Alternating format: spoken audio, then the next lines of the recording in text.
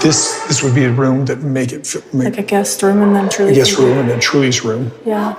7 bedrooms, 0 love. Welcome to Cody and Robin's mansion of loneliness. Cody Brown could buy an entire hotel and his children still wouldn't visit. Because contrary to his delusions, love isn't measured in bedrooms per capita. The Brown family's fractured dynamic has nothing to do with real estate and everything to do with emotional bankruptcy. Plenty of families thrive in homes far smaller than Cody and Robin's McMansion. Parents raise children in 3-bedroom houses, share a single bathroom, and still manage to pack everyone in for holidays. Grandparents, cousins, grandkids, the works. Those homes are bursting with laughter, noise, and love, not self-importance. It's proof that affection doesn't require vaulted ceilings or designer chandeliers. It requires effort, humility, and a functioning sense of connection. 3 things notably absent in Cody's household. Yet here we are, watching Cody and Robin insist that the size of the house somehow explains their isolation. Their endless narrative about needing more space is nothing more than a paper-thin justification for their own emotional detachment. They didn't buy that massive house to build family bonds. They bought it to build a buffer between them and everyone else. Financially, it's a ticking time bomb. Once the cameras stop rolling, they'll be left with a bloated mortgage, no sister wives' income to siphon from, and limited earning potential. Flagstaff hillbillies, some might say, playing wealthy on reality TV while living off borrowed time and someone else's credit line. And Robin, the self-proclaimed spiritual wife, remains the picture of inertia. Despite every resource at her disposal, she's done nothing to grow or contribute. No hobbies, no social graces, no curiosity. Just a fondness for online shopping and a wall of soulless artwork. She is, in essence, the perfect reflection of Cody's choices. All facade, no substance. The irony of it all? Even with 7 bedrooms, Robin still couldn't grant Truly her own space. Because generosity, like warmth, doesn't expand with square footage. The Browns once preached unity and faith. Now they peddle excuses and granite countertops. Real families squeeze together, make room for each other, and laugh through the chaos. Cody and Robin, meanwhile, are surrounded by silence. And square footage can't fill that kind of emptiness. They said they prayed for a mansion. What they didn't mention is how everyone else paid for it. There comes a point in every long-running television farce where the audience collectively drops its popcorn and says, "Enough."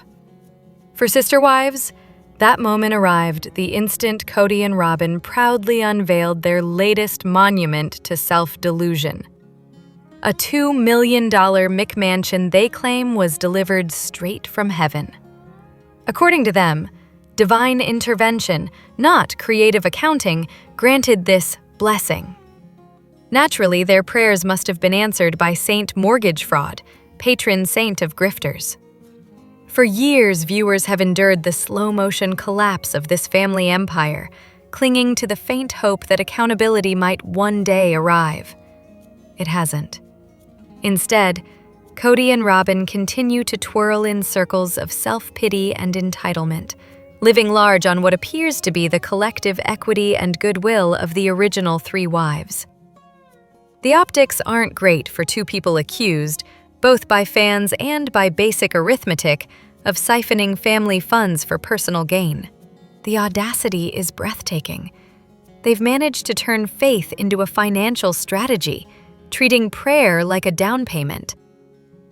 Robin's sanctimonious declaration that their luxurious home was granted through praying hard would almost be funny if it weren't drenched in hypocrisy.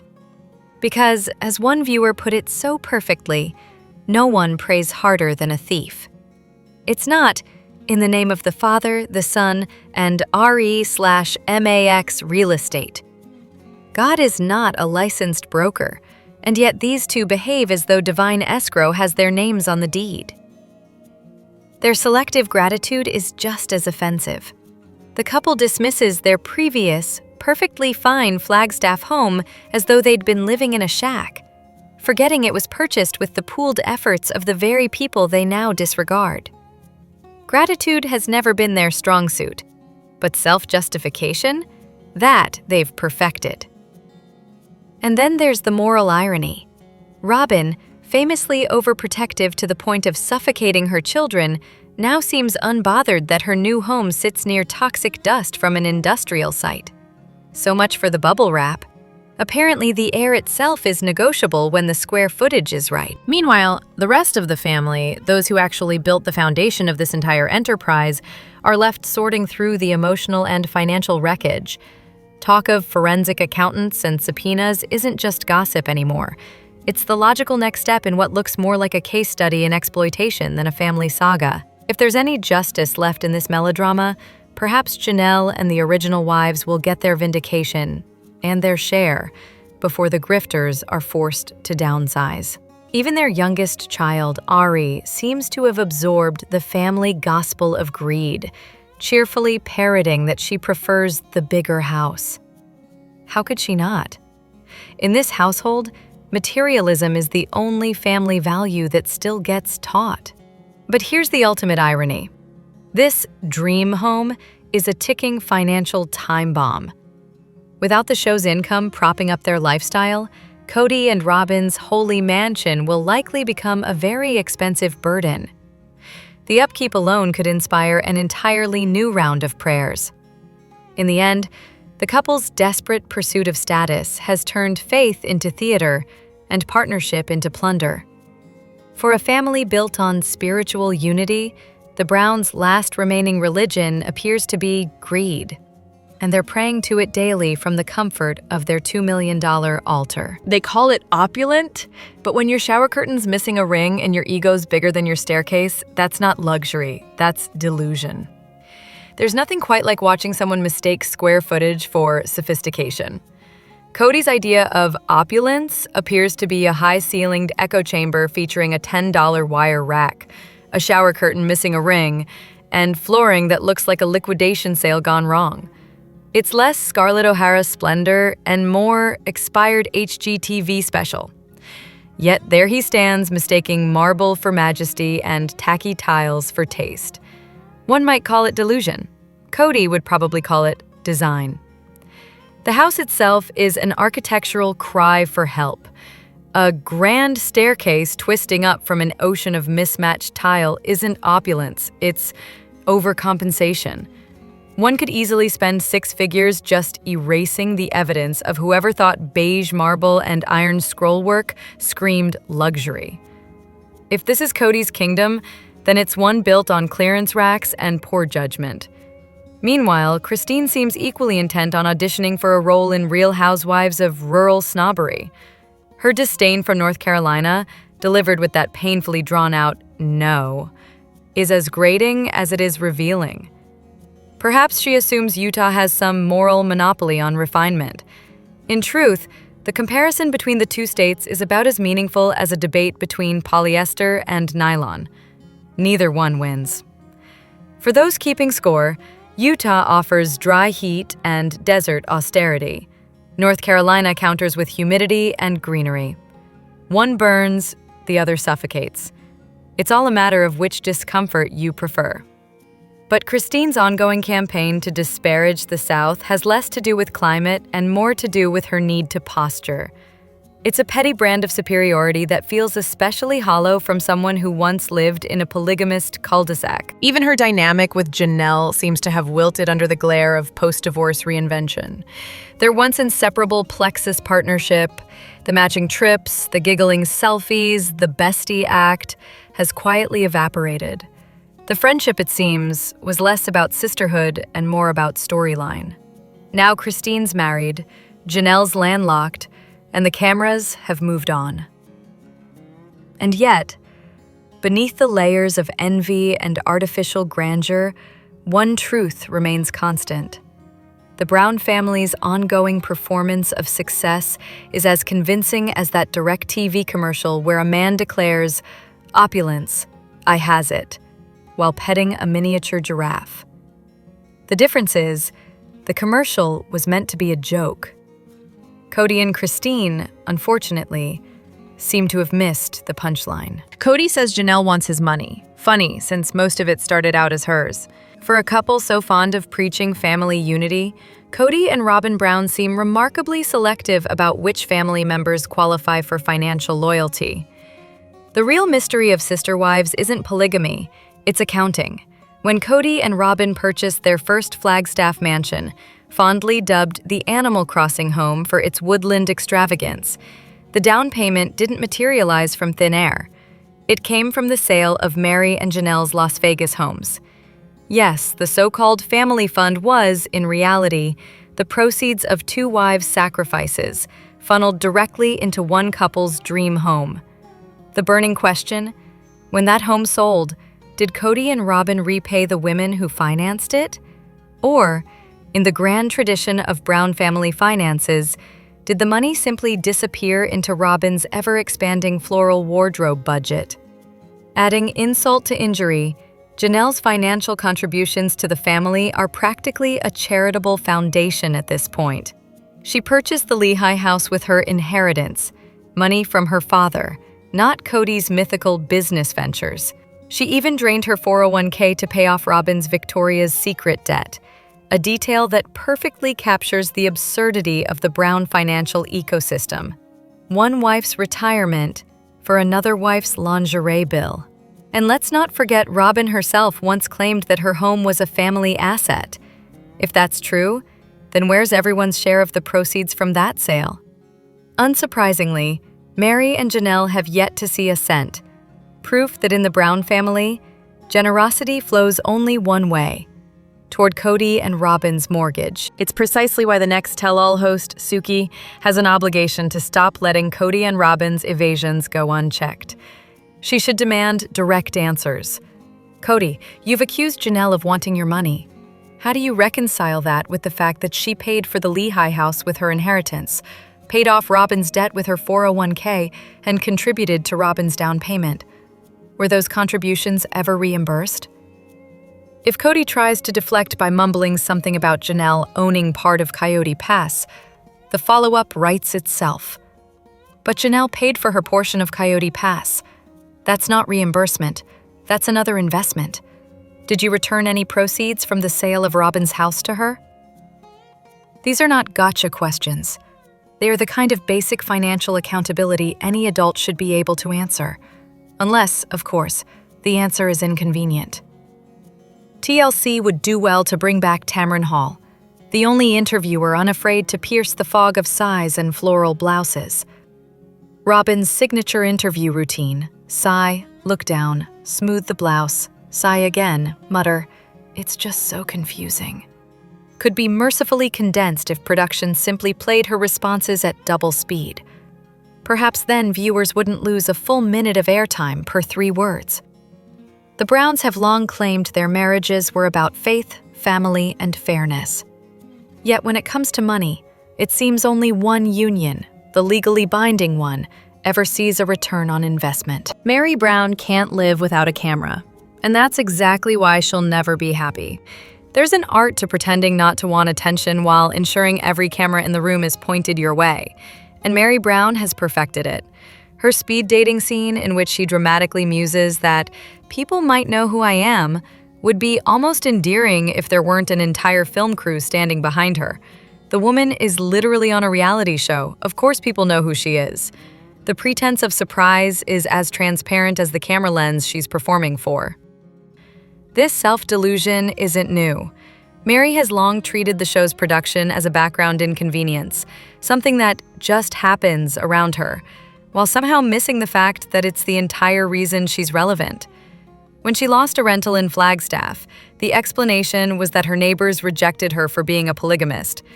More likely, they didn't appreciate boom mics in their driveways or producers knocking on their doors.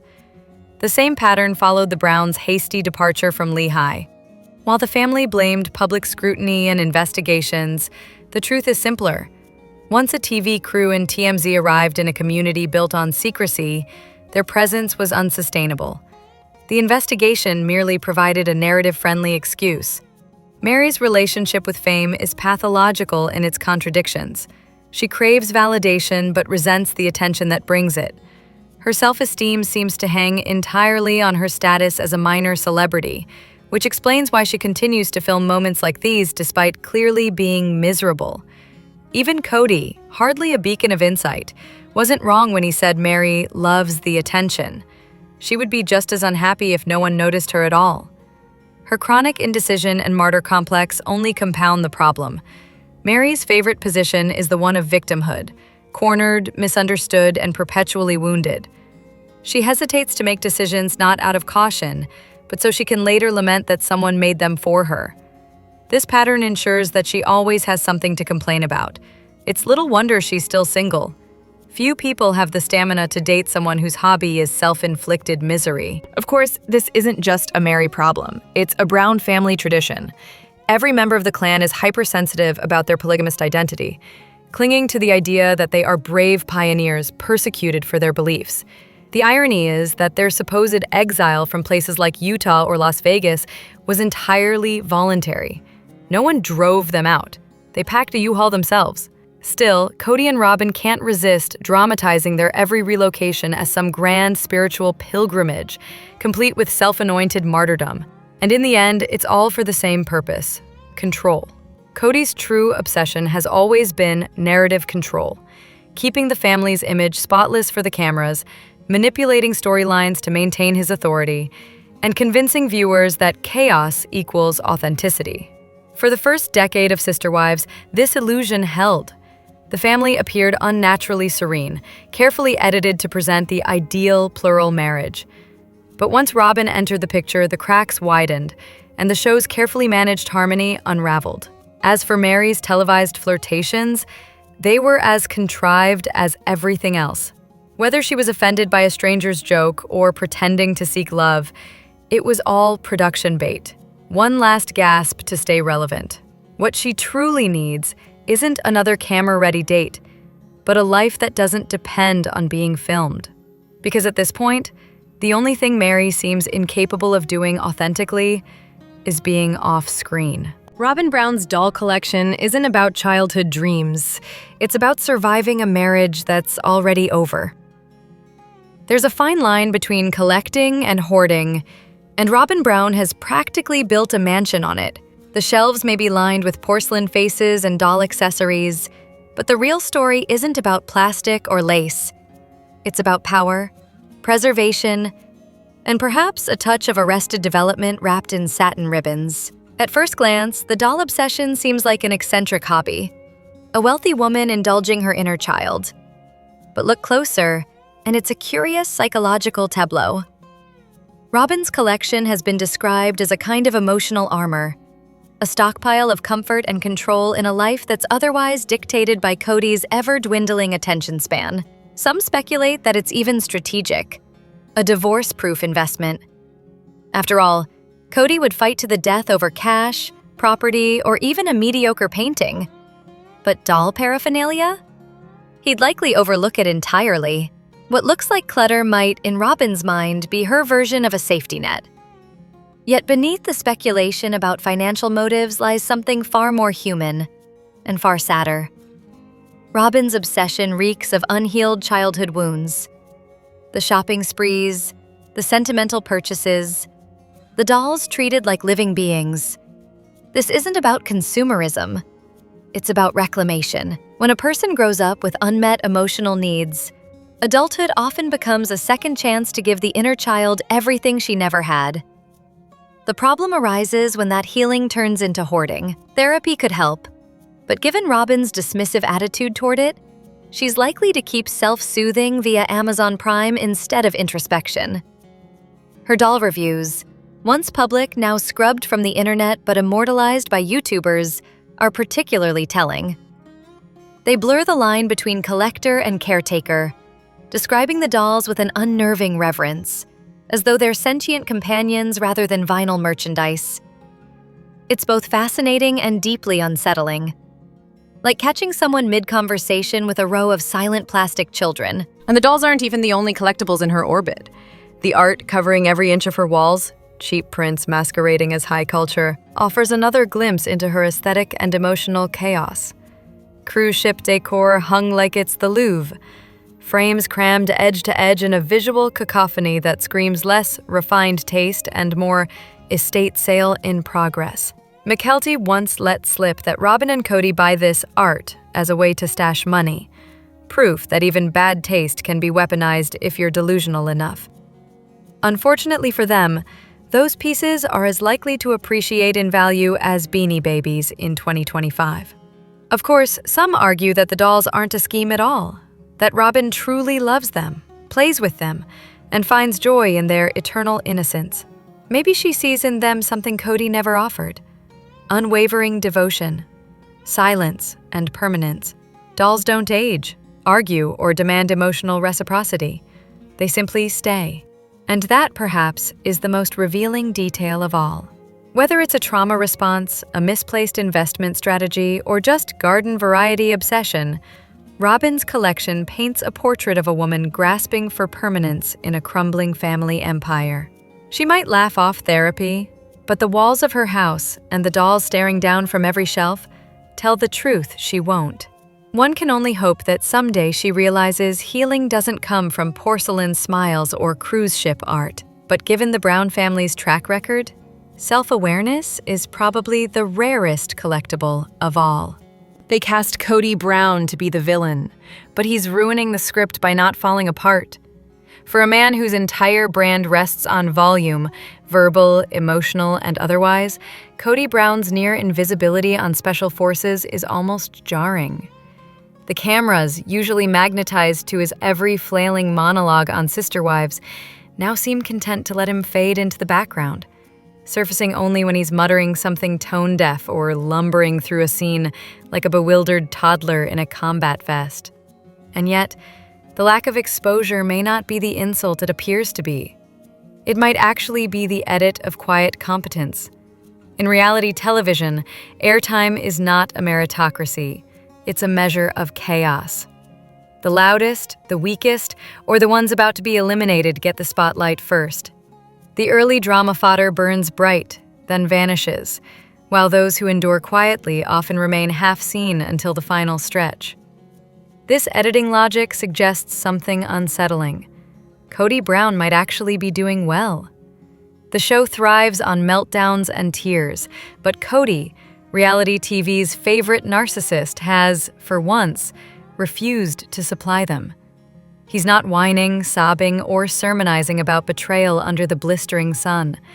He's simply completing the tasks, irritating authority now and then, but otherwise showing an alarming level of restraint. The man who once crumbled at the emotional sight of his own reflection is now stoically hauling gear through mud. It's an evolution no one asked for and few wanted to witness. Producers clearly understand the stakes. The public didn't tune in to watch Cody Brown discover grit or humility. They cast him as the villain, an avatar of ego and self-pity, and yet, if he's performing well, there's little narrative payoff in showing it. Viewers crave the spectacle of Cody failing spectacularly, not quietly excelling. Thus, the edit mercifully spares the audience from the discomfort of seeing him competent. Perhaps some credit belongs to his old-school upbringing under Win Brown, the kind of patriarch who demanded obedience and endurance. The same rigid environment that made Cody a tyrant at home may now make him a disciplined recruit in this bizarre boot camp theater. Ironically, the very qualities that made him intolerable on Sister Wives are now serving him in silence. In the end, Cody's disappearing act on Special Forces says less about screen time and more about strategy. Reality television rewards spectacle, not stability. And for once, Cody Brown seems to have chosen the latter. Unfortunately for him, no one tunes in to cheer for a man they've spent a decade loving to hate. The producers know it, the audience knows it. And so, while he trudges on successfully in the shadows, the edit does him a final, devastating kindness. It keeps him invisible. In a world of petty tyrants, they're royalty. Subscribe before the crown slips.